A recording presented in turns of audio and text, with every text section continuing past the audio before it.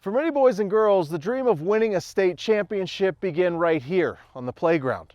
For others, like Butte Central's Dougie Peoples, the dream of winning a state title began the very instant he picked up a basketball.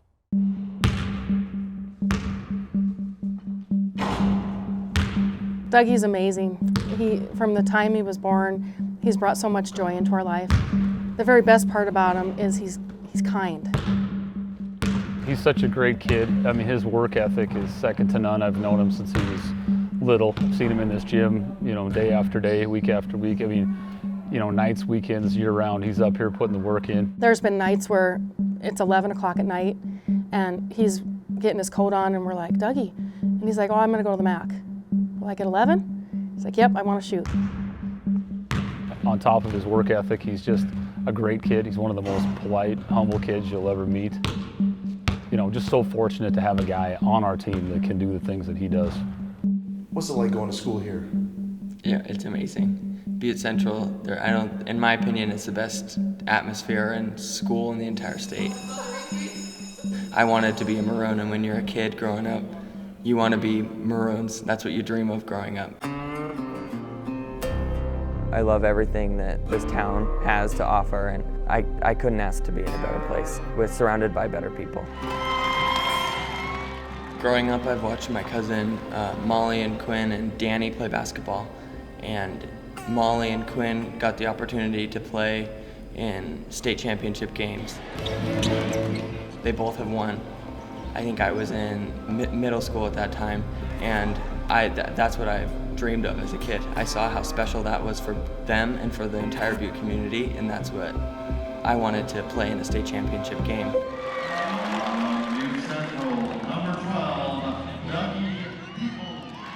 I think just throughout this year we've been genuinely confident, never arrogant, but just felt good about ourselves. We all kind of knew our purpose. We had guys that knew their roles. We had a ton of respect for the teams in the field, but we think we all felt like we played our best, that we could beat anybody.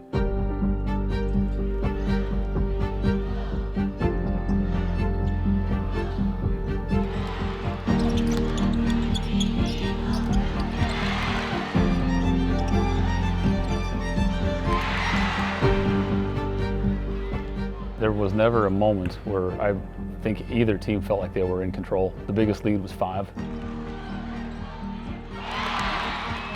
So I think we both kind of felt like we weathered the storm by the time we got to halftime.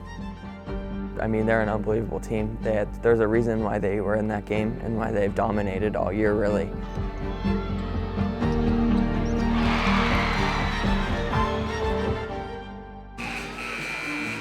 I think there was about a minute left. I drove in and I missed a layup.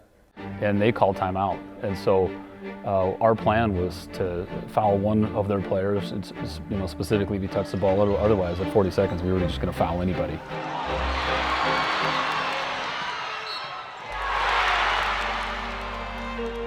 What an emotional turn for us, and that put us in the driver's seat. And then the game just played on. We actually played pretty good defense. There was a crazy scramble for a rebound. Bodies collided. Fisher Brown ends up with it, and what a tough dude to stop at the end.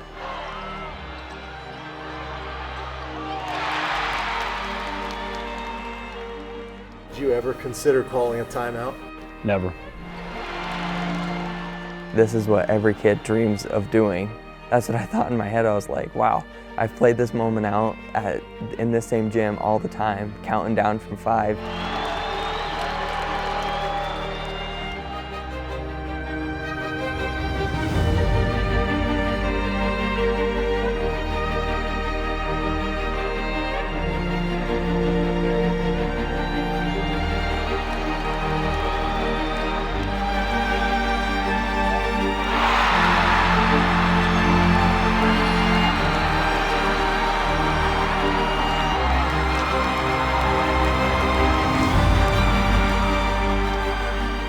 When it left his hand, what was going through your mind?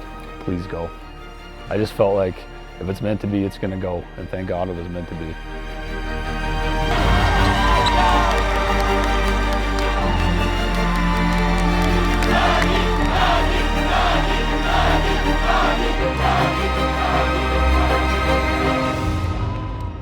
Was it in your mind to give the ball up or to take the last shot?